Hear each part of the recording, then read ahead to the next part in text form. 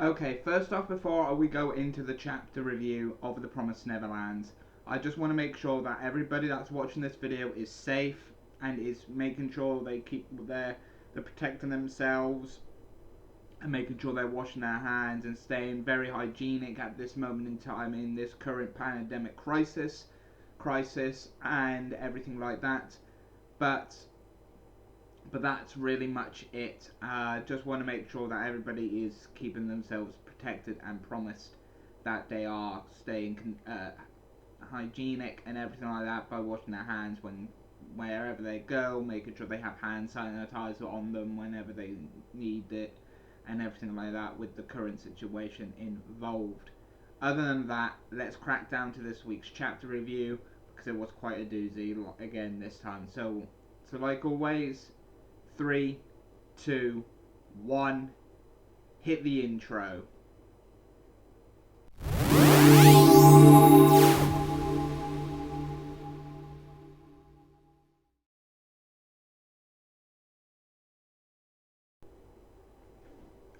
So, a great big turn of events happened in this week's chapter of The Promised Neverland, chapter 171, and I mean a big chapter. The trolling character has returned. Luis has returned and turns out to be the brother of Sunjo and the Queen. So, I didn't realise that, but the fact is that he is royalty as well, just like the Queen, just like Sunjo and everything like that. Goes to show that everything's going not in the Ratari's plan's favour, because now that Luis has pretty much stated that this blood that these presumed traitors have ain't toxic, ain't poisonous. This blood is pretty much able to make sure that you don't degenerate from your current bodies, your current forms. That is pretty much their blood. And that's what they're doing. So they're not traitors or anything like that. They are heroes. So who cares about the humans eating them? We don't really need to eat them anymore, pretty much, because we've only been eating the humans to keep the appearance of our humanoid forms. But now, once we take this blood, we won't need them. We can just be normal demon people and just eat when we want to eat anything that's available to us, and just eat normally and just live normally without degenerating back to those beasts, pretty much is his saying. Peter, on the other hand, notices Emma right behind him with his gun and saying, "Don't shoot." He accepts his loss, but he is starting to reconsider it and think, "I've got a better plan. I'm gonna kill Emma myself so the new promise doesn't come into effect." Now, here's the thing. I reckon that the new plan is for Emma to die, and then it'll go into effect. Because if it's Peter Robbery that kills her instead, I think that is the plan. Emma needs Peter to kill her, or she needs to kill Peter to make the plan go into effect. It's one of those type of deals. We still don't know what the plan is and what the plan entails, but we know that for a fact. We do know that it's happening. The promise is happening. It's going to be happening at some point, probably in 180, probably in another 9 chapters and stuff like that. But it's happening soon. The Imperial Central Capital's now on the kids' side. Luis reappeared with his monkey companion, or cat companion, definitely monkey. And he turns out to now be a sibling of Sunjo and the Queen, and he actually stopped, and we learned a little bit more about him, where I didn't like politics. I stayed out of it. I continued doing my own thing, and now I'm here to fix my sister's mess from 700 years ago. That's pretty much what's happening at the capital. He comes back out of the blue, even though we saw him dead. We saw Emma kill him. But most likely is he must have been one of the others. He must have been another one that had, let's face it, a second core. Because you know how long it took Emma and Co to kill the Queen because of the two cores. Of course, Luis must have had another core himself, so he was able to regenerate. And because he already took the blood of other miraculous demons that already had the same blood as Musica and Sunjo, he was able to keep his humanoid form. So that was something of an interesting chapter along as well because of that. Now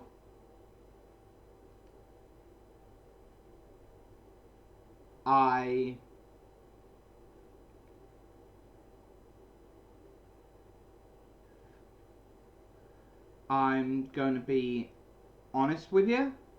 The art was amazing. It was nice to cut back to the Imperial capital in this chapter because we had several chapters within Gracefield, and we saw what everything happened there. And now we cut back to the cancellation of the execution of Musica and Sunjo.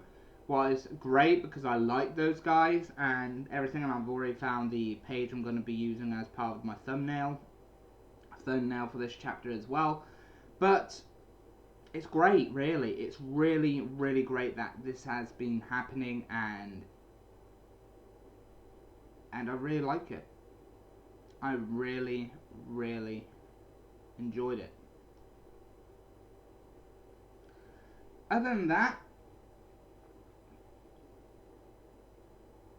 there's a lot of questions yet again that's getting answered and stuff like that. This chapter review is going to be quick because I'm actually literally giving my thoughts right here and right now, and then actually telling you guys, yeah, that's pretty much what's the chapter review.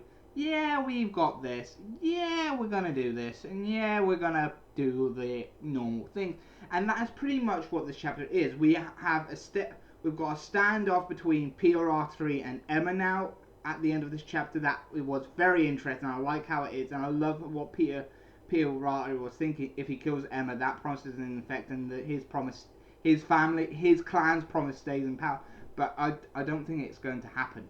I think Emma made a new promise that even if she goes and she dies, her promise will go into effect because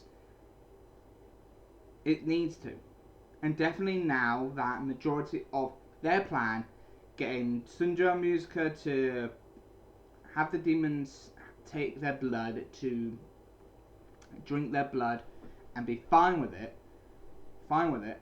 and everything and stuff like that.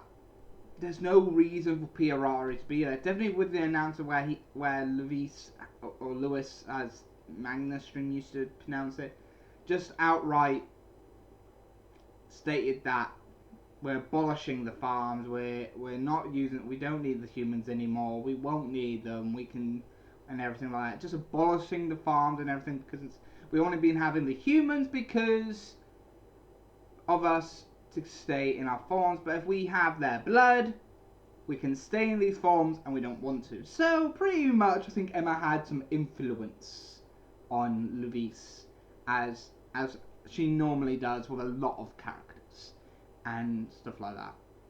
And it's just interesting and shows greatly on the characterizations that have been going on. Now I want to state what you liked and didn't like about this chapter. There was a lot of things I didn't. I think the whole references to Death Note are definitely shown in majority of these panels. I don't mind it, but there was too much similarities of the anime of Death Note in this manga, of PRR3 running and saying, I don't want to lose, I don't want to be defeated, I don't want to do. That's giving me flashbacks from the anime adaptation of Death Note that I still don't like that ending. I prefer the manga ending because it made more sense than like somehow running away and what after Ryuk wrote his name in the Death Note and running away, got to those stairs just before the heart attack hits. That made no sense. Definitely with the bullet wounds. But that's a thing that I will talk about in a different video if I decide to do it. But other than that, but yeah, so that was a big of a reference. But that's the only major thing I didn't like about this chapter. But other than that, I liked this chapter. I really did. The art was on point again. The climax to the series is coming to closer. Each time I mention the climax of the series, you can tell it's coming closer and closer. And we got it here. We are getting it here, and we've seen it here as well. So yeah. So other than that, comment down below what you liked and didn't like down in the comment sections down below. And I'll see you in the next one for another review. Bye bye for now. See ya. Hey guys, really great chapter review again, wasn't it? Yeah, I really did enjoy it and everything. If you go in the description, you might find some links to like Patreon, my Teespring that I need to re-update the promotional code. Actually, rejig some prices about on there. I'm gonna make some Kai's Otega Corner styled logos for mugs and stuff like that. I'm just gonna have some actual Kai Otega Corner merch mugs and stuff like that you can find in my at the Teespring at some point. I have done a 3-2-1 hit the intro mugs, t-shirts and stuff like that you can find in the Teespring, in my Teespring store as well. But other than that, why don't you check out other videos that are popping up, or why don't you subscribe to my Geek Corner as well? That's probably popping up as well on the screen. But other than that, yeah, also if you're new to the channel, why don't you hit that subscribe button and then click that notification bell to keep up to date with all my video uploads. Also, if you like this video, don't forget to give it a thumbs up as well, or whatever how the logo looks. Yeah, thumbs up. So don't forget to do that, and I'll see you next week for another Promised Neverland chapter review. See ya!